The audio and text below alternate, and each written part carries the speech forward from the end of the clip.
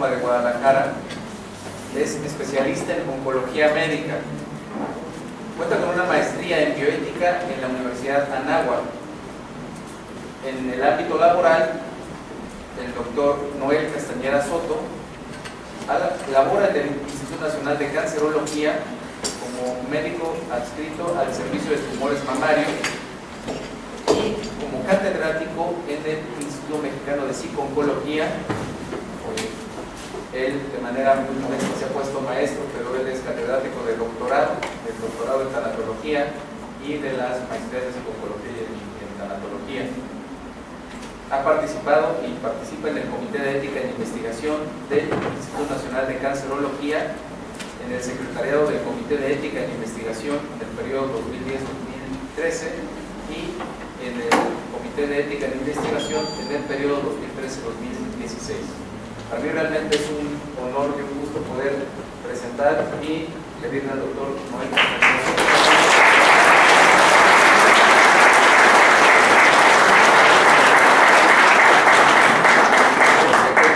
nos impartirá es bioética y derecho.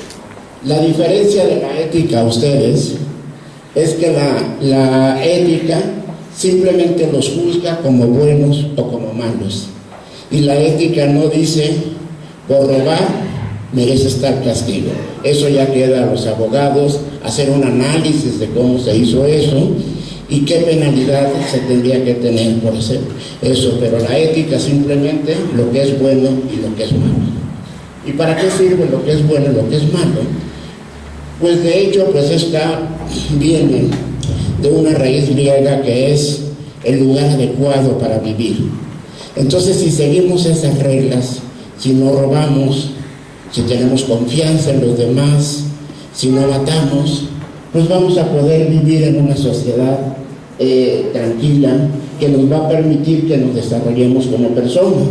Si vivimos en una sociedad que no se respeta eso, pues realmente no me voy a poder desarrollar como persona. Entonces, uno de los problemas de nuestro pensamiento como seres humanos pues es que nunca nos hemos puesto de acuerdo y somos muy radicales en algunos aspectos de la manera de pensar. Entonces, desde que tenemos conocimientos de estructurar ya el pensamiento humano y dejarlo por escrito, que es en la filosofía griega, pues ya desde entonces había dos maneras de pensar que son las que nos siguen causando problemas actualmente. Uno eran los socráticos, pues que decían que realmente todo ya estaba estructurado con valores universales que trascendían a nosotros, y esos valores pues realmente no dependía de nosotros valorarlos como buenos o como malos. O sea, ellos persisten per se sin que nosotros le podamos dar el valor. Podríamos no respetarlos, pero no quitarles el valor, porque es un valor universal. En cambio estaban los sofistas, pues que decían que cada sociedad realmente es la que decide cuáles son sus valores, y pues lo que es vale para una sociedad, pues para la otra realmente puede ser que no lo sea. Pues esta es la pelea de todos los siglos. En todas las discusiones humanas, realmente a veces tomamos partido por una valoración de los valores universales y a veces nos vamos al relativismo. Y eso pues ha sido durante toda la vida. Entonces este relativismo, que es el cambio que le hemos dado de nombre a las cosas, que a aquellos sofistas, pues dicen que no hay valores universales válidos para todas las culturas y para todos los tiempos. De acuerdo a la cultura y de acuerdo de cada momento histórico, pues vamos a tener una manera de pensar y una manera de analizar las cosas. Entonces sus principios son pues que lo correcto o lo incorrecto pues varía de una sociedad a otra.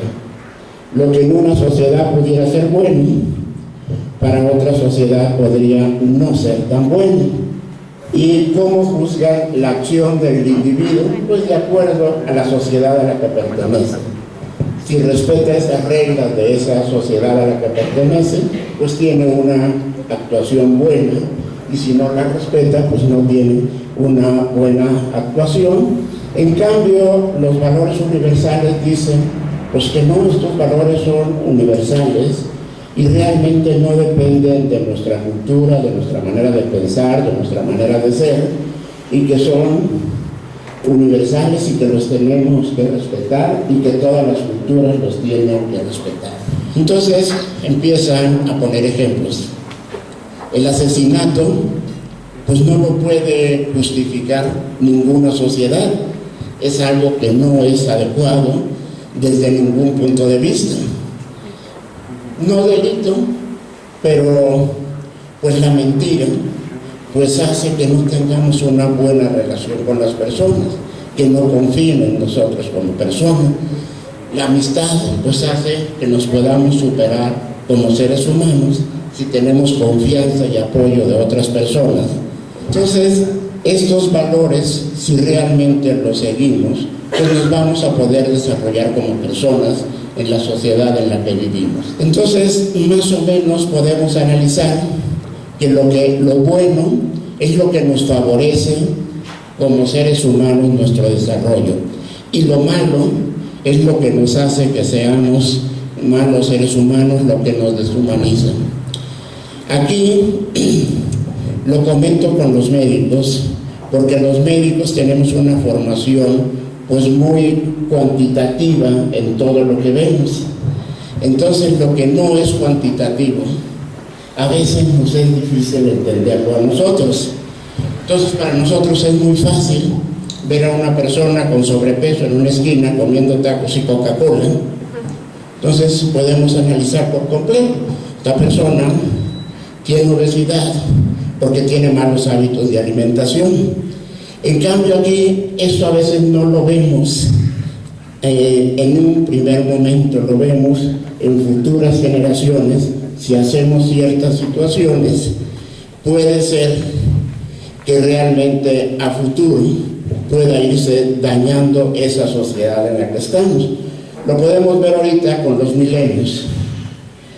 A lo mejor van a cambiar, pero un buen número de ellos pues ya no está viendo a la familia como algo que se tenga que tener. Ya la individualidad es muy importante y el tener hijos a lo mejor es una carga. Entonces pues yo no me voy a casar, y si me caso pues no voy a tener familia. ¿Es malo? Pues no. La situación es que si eso lo seguimos haciendo y eso va perdurando en la sociedad, pues la raza humana puede ir evolucionando, o inclusive pues acabar la raza humana si eso lo siguiera. Entonces, como vemos, pues esto no lo vemos a veces en forma inmediata, lo vemos a futuro. Entonces ahí tenemos una caricatura que nos puede explicar un poquito lo que son los valores universales en forma de chiste y lo que son el relativismo. El de barba de aquel lado pues es una persona que no ha dormido en toda la noche, que se ha trasnochado. El otro, el de este lado, pues se acaba de levantar. Entonces para uno es muy tarde, pues no ha dormido en toda la noche. El otro es muy temprano esa hora. Entonces, si lo vemos desde el punto de vista del relativismo, los dos tienen razón. Para uno es muy tarde, pues no ha dormido. Para el otro es muy temprano, son las 5:30 de la mañana. Pero los valores universales que veníamos comentando, pues ahí están, y no están a discusión de realmente qué piense uno y qué piense el otro. La hora son las 5:30 de la mañana. Si las 5:30 para uno puede ser muy tarde, o para otro puede ser muy temprano, pues sí, tiene su razón por su historia de vida, pero la verdad ahí está, 5:30 de la mañana. Entonces, lo de ustedes, lo que dicen los abogados, dar a cada uno lo que le corresponde, a lo que le pertenece. Entonces, el derecho positivo, pues es el derecho que defienden algunos juristas, Y el problema es lo que les digo, cuando somos radicales en estas corrientes de pensamiento. Entonces, en estas corrientes de pensamiento, pues hay gente que es radical y dice que el derecho siempre debe de ser positivo y que el derecho natural, pues no existe. Al revés, los que son pues, fundamentalistas del naturalismo, pues dicen que el derecho natural es el único válido y que el derecho positivo pues realmente no tiene cabida. Y desafortunadamente pues es lo que sucede, que nos vamos siempre a los extremos. Entonces el derecho positivo pues está basado en el positivismo, y pues dice el derecho positivo que el hombre crea los derechos, o sea, la sociedad, nosotros somos los que decidimos qué es para nosotros bueno y qué no es bueno para nosotros. Entonces esa sociedad tiene un territorio, tiene una zona geográfica donde es válido eso que esa sociedad decidió. Y aquí pues es muy fácil de que lo veamos en donde vivimos. Vivimos en la Ciudad de México, está despenalizado el aborto. El Estado de México, que ni siquiera es un lugar distante, que a veces es nada más cruzar la calle en algunas regiones, no está despenalizado. Entonces, si lo hacemos de un lado de la calle, cometemos un delito. Si lo hacemos del otro lado de la calle, pues realmente no he cometido ningún delito por haber cometido un aborto. Entonces es en una zona. Como es una decisión de la sociedad, pues lo que en un momento decidieron, pues en otro momento lo pudieron cambiar. Entonces, antes del 2007, pues el aborto era penado en la Ciudad de México. Después del 2007 quedó despenalizado. Entonces, eso se puede modificar. En algún momento de la historia, en la esclavitud estaba permitido y había la normativa de qué obligaciones tenía el dueño del esclavo con el esclavo, porque era permitido que se tuviera esclavos. ¿Nos gusta o no nos gusta? Pues eso es otra cosa, pero legalmente era posible hacerlo. En cambio, el derecho natural, pues dice que no dependen de nosotros esos derechos ya existen y los podemos respetar o no los podemos respetar. Entonces hay ciertas tendencias que tenemos los seres humanos y que realmente nos lo permitan o no nos lo permitan, lo vamos a llevar a cabo. Como seres vivos que somos, pues vamos a tratar de conservar nuestra vida. Entonces, pues pase lo que pase, vamos a tratar de que no alguien se meta con nuestra vida. Vamos como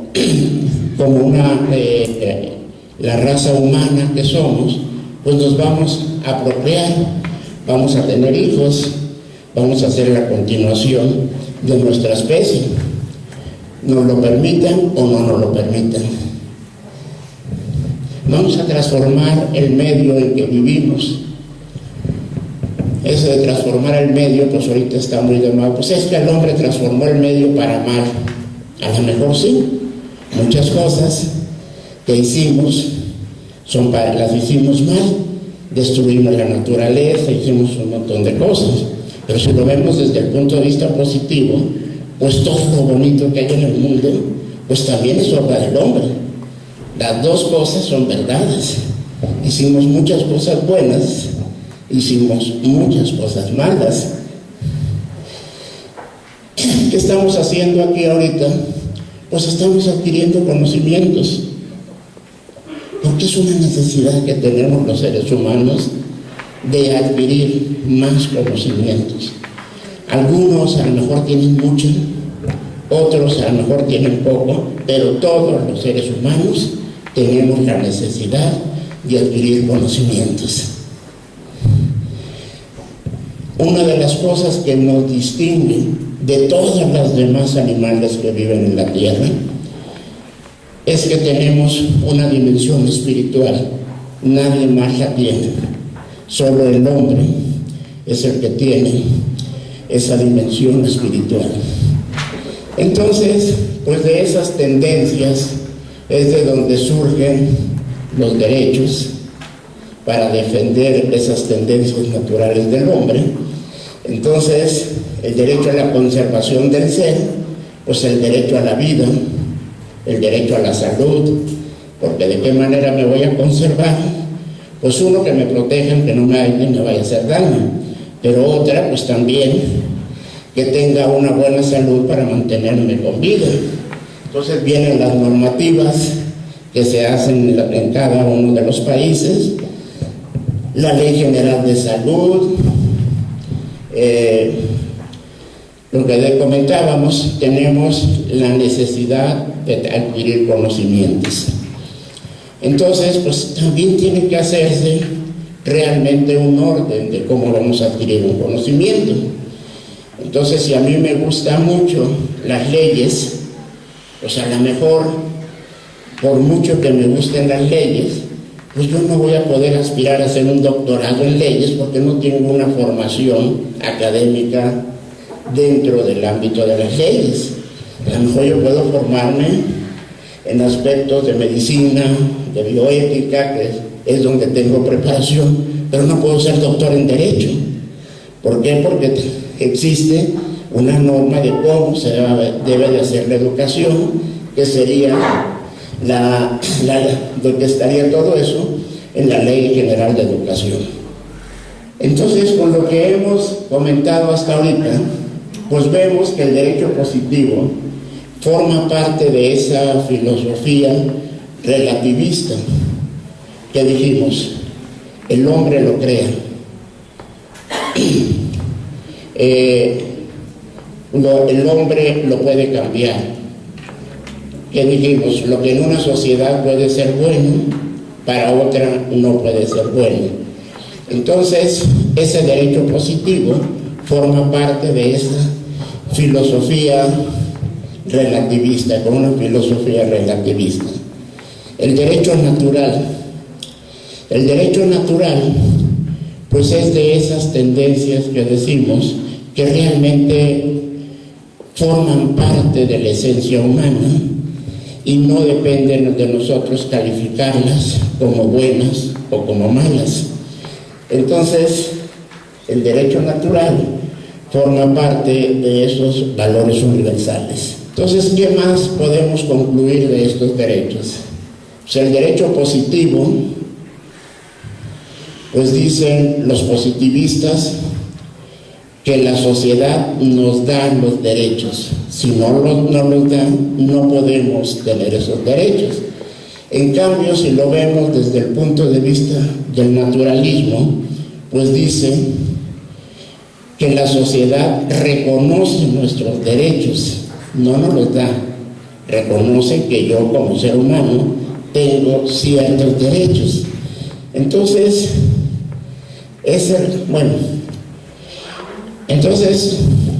si un derecho positivo va acorde con un derecho natural, pues realmente no causa ningún conflicto social.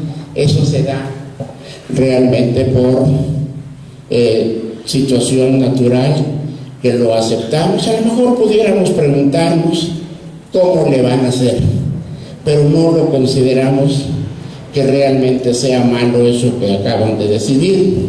Si por ahí dicen que todos los mexicanos debemos estar bien alimentados y que no debemos de tener desnutrición, pues nadie va a decir, no, tal grupo de personas debe estar desnutrido. A lo mejor nos preguntarían, ¿cómo le vamos a hacer para que todos estemos así? Pero no nos oponemos. Cuando lo del aborto, ahí sí se polarizó la sociedad. Hubo un grupo que dijo, oye, qué bueno que ya se va a poder hacer abortos, porque vamos a resolver estos problemas. Otro grupo que dijo, ¿cómo es posible que estemos entrando en la barbarie de poder hacer eso? La mitad de la población a favor, la mitad de la población en contra. Entonces, ya yéndome a mi mundo de la medicina, de la ciencia, el problema es que ahorita, antes la ciencia y la tecnología avanzaban muy despacito y nos daba tiempo de reflexionar si eso que estábamos haciendo era bueno o era malo. En cambio, ahorita, día con día cambia todo, evoluciona todo, y no tenemos tiempo de reflexionar si esto es bueno o esto es malo. Por ejemplo, ahí en nuestra lámina, a lo mejor en poco tiempo, desde el punto de vista de los conocimientos que tenemos de genética, vamos a poder hacer unos gallotes así. ¿Es bueno o es malo? Pues no sé. O sea, depende con qué fin los hicimos. A lo mejor, si ese científico dijo tenemos un problema de alimentación en el mundo, que no hay proteínas, y si hacemos un animal muy grande como este, vamos a tener más proteínas y los seres humanos ya no vamos a sufrir de esto, pues qué bueno. Pero si lo hicieron para que agrediera a otros animales o a otros seres humanos, entonces, pues estos cambios son muy recientes dentro de la medicina.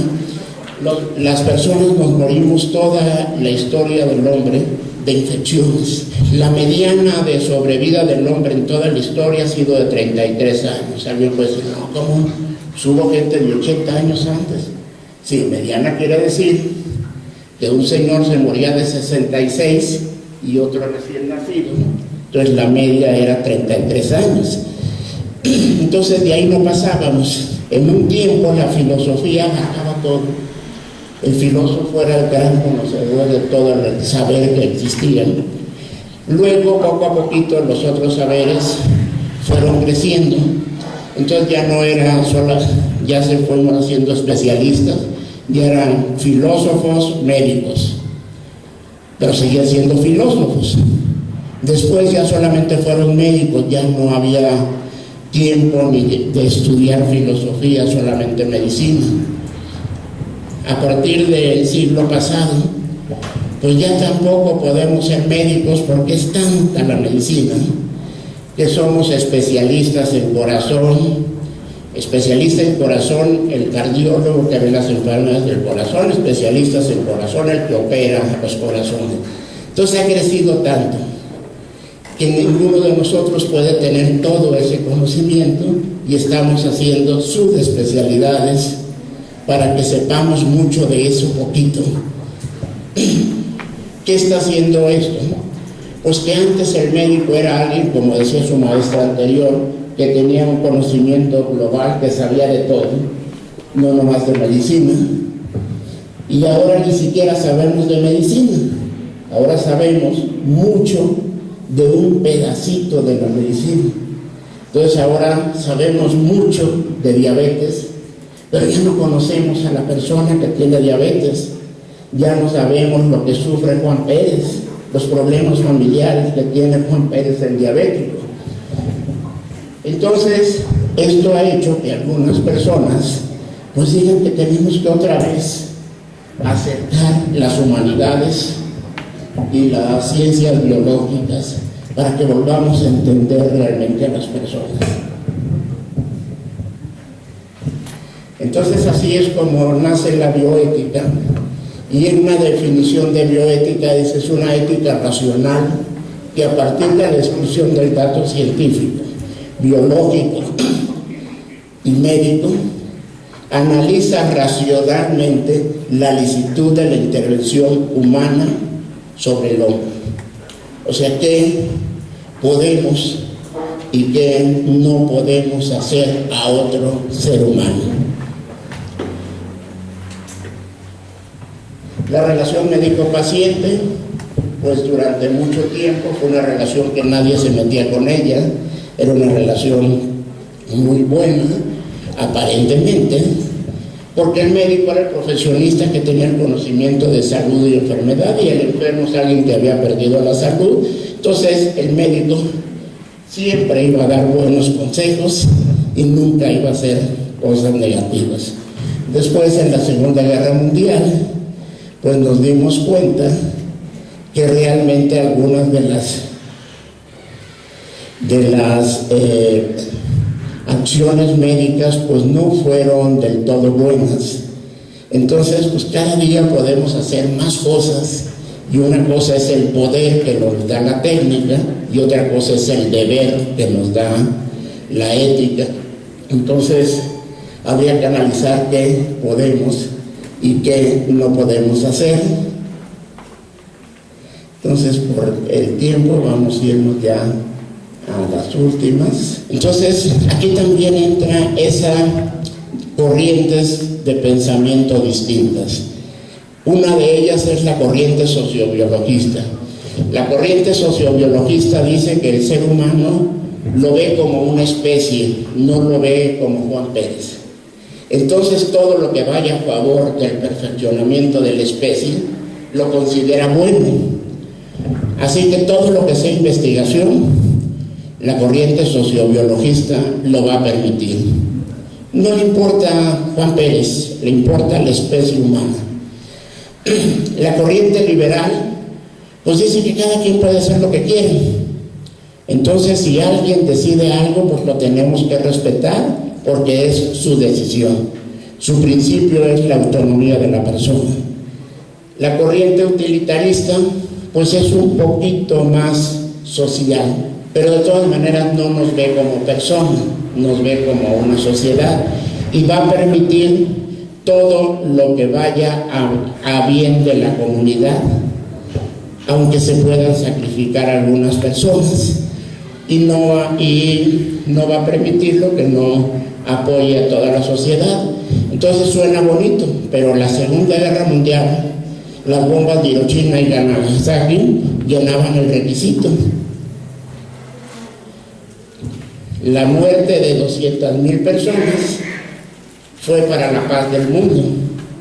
Entonces fueron el medio para que tuviéramos paz. No nos importaron las personas, sino que gracias a ellas hubo paz. El mayor bien para el mayor número de personas, el menor mal para el menor número de personas.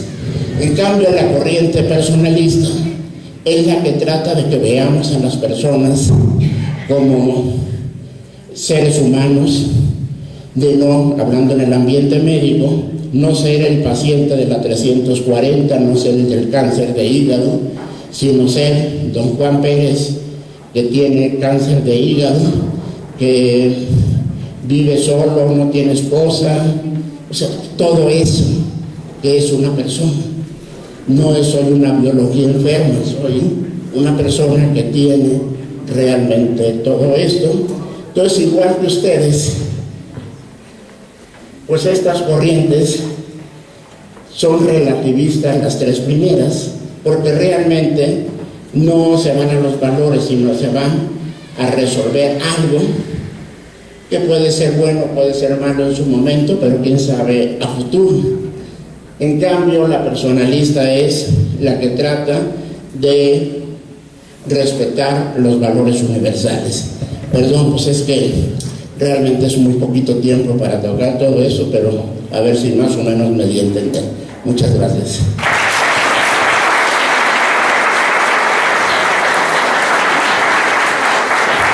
Muchas gracias, querido doctor Noel Castañeda Soto. Si hubiera alguna pregunta, por favor háganmela llegar y yo con mucho gusto se la transmitiré al doctor para que pueda hacer llegar su respuesta. Y me gustaría poder compartirle al doctor Noel Castañeda Soto por esta conferencia magistral su reconocimiento.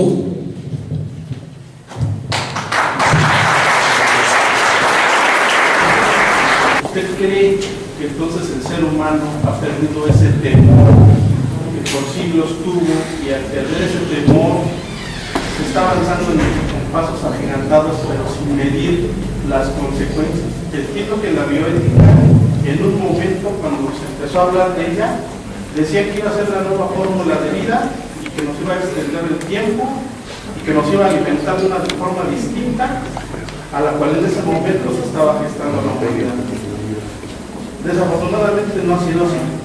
En el curso de esa evolución de la ciencia se han ido polarizando gente o estudiosos que utilizan la bioética para un planteamiento y valoramiento del ser humano, y otros que la utilizan constantemente para experimentar cuál es su punto de vista. Pues lo mismo que comentaba al principio de ustedes, pues esas dos corrientes del derecho, que serían el derecho positivo y el derecho natural, y que decían que ese pleito filosófico forma parte de nuestra esencia de hombres y lo seguimos teniendo. Entonces, los principios de cada una de estas corrientes de la bioética apoyan o no apoyan ciertas cosas. La corriente sociobiologista es la corriente pues que dice que todo lo que vaya para perfeccionamiento de la especie humana es bueno. Y realmente, hasta en algunos aspectos dicen, pues que para qué lo vamos a dejar a que la evolución lo haga. Pues con los conocimientos que tenemos, vamos a hacerlo más rápido. O sea, vamos a suponer nuestros lentes. En otro tiempo, a lo mejor los que teníamos problemas visuales, pues estábamos en desventaja de la gente que podía ver bien. Actualmente con los lentes, pues ya estamos a la par, podemos ver igual que las personas normales. Entonces el sociobiologista, si ya hicimos ver igual, pues ¿por qué no mejoramos? Y está eso de la vista biónica, todo ese tipo de cosas futuristas, algunas ya realidades, que la apoyan. ¿Dónde se va a ir haciendo esto? Pues en el embrión humano, es donde vamos a ir aprendiendo cómo se van haciendo estas cosas. Entonces, la Declaración Universal del Genoma Humano, que salió en 1997, pues prohíbe que realmente hagamos investigación sobre el ser humano. Entonces, como ellos quieren hacer esto, inventaron un término que se llama preembrión, y dicen, nosotros no vamos a tocar al ser humano, a los embriones no, pero con el preembrión déjenos trabajar. Entonces, por ejemplo, el aborto, a lo mejor ellos lo van a aceptar, lo que cambia aquí es cómo, por qué aceptamos algo. Entonces, si vamos hacia la perfección de la especie, dice el que salió en 1997, pues prohíbe que realmente hagamos investigación sobre el ser humano. Entonces, como ellos quieren hacer esto, inventaron un término que se llama preembrión, y dicen, nosotros no vamos a tocar al ser humano, a los embriones no, pero con el preembrión déjenos trabajar. Entonces, por ejemplo, el aborto, a lo mejor ellos lo van a aceptar, lo que cambia aquí es cómo, por qué aceptamos algo. Entonces, si vamos hacia la perfección de la especie, dice el que salió en 1997, pues prohíbe que realmente hagamos investigación sobre el ser humano. Entonces, como ellos quieren hacer esto, inventaron un término que se llama preembrión, y dicen, nosotros no vamos a tocar al ser humano, a los embriones no, pero con el preembrión déjenos trabajar. Entonces, por ejemplo, el aborto, a lo mejor ellos lo van a aceptar, lo que cambia aquí es cómo, por qué aceptamos algo. Entonces, si vamos hacia la perfección de la especie, dice el que salió en 1997, pues prohíbe que realmente hagamos investigación sobre el ser humano. Entonces, como ellos quieren hacer esto, inventaron un término que se llama preembrión y dicen, nosotros no vamos a tocar al ser humano, a los embriones no, pero con el preembrión déjenos trabajar. Entonces, por ejemplo, el aborto, a lo mejor ellos lo van a aceptar. Lo que cambia aquí es cómo, por qué aceptamos algo. Entonces, si vamos hacia la perfección de la especie, dice el que salió en 1997, pues prohíbe que realmente hagamos investigación sobre el ser humano. Entonces, como ellos quieren hacer esto, inventaron un término que se llama preembrión y dicen, nosotros no vamos a tocar al ser humano, a los embriones no, pero con el preembrión déjenos trabajar. Entonces, por ejemplo, el aborto, a lo mejor ellos lo van a aceptar. Lo que cambia aquí es cómo, por qué aceptamos algo. Entonces, si vamos hacia la perfección de la especie, dice el que salió en 1997, pues prohíbe que realmente hagamos investigación sobre el ser humano. Entonces, como ellos quieren hacer esto, inventaron un término que se llama preembrión y dicen, nosotros no vamos a tocar al ser humano, a los embriones no, pero con el preembrión déjenos trabajar. Entonces, por ejemplo, el aborto, a lo mejor ellos lo van a aceptar. Lo que cambia aquí es cómo, por qué aceptamos algo. Entonces, si vamos hacia la perfección de la especie, dice el que salió en 1997, pues prohíbe que realmente hagamos investigación sobre el ser humano.